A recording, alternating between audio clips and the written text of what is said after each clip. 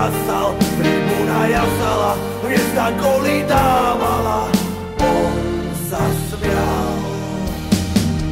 Tento náš Boží dar, prečo nám ho súd vzal? Jeho meno znelo Dubovský.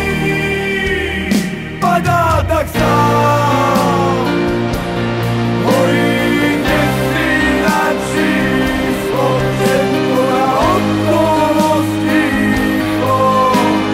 Tom zastal čas, ešte neodchádzaj,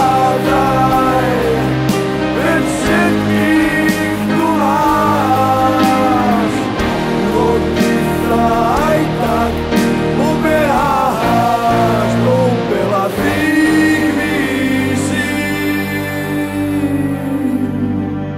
Bol to pekný zápas. Slovan chcel pre 20 000 divákmi veľmi vyhrať a dostihnúť cheb. Loptu v pohybe však v prvom polčase presne netrafil, zakončoval Dubovský. Myšlienkami a nápadmi hýril Krištofík. Góly padali až pod reflektormi. V 55. minúte po Jirkovom rohu hlavičkoval Krištofík. Tento už reprezentant najčastejšie hľadal 18-ročného Dubovského, ktorý v 58. minúte v mužnom súboji s Krbečkom spečatil sľubný výkon Slovana v prvom polčase druhým gólom.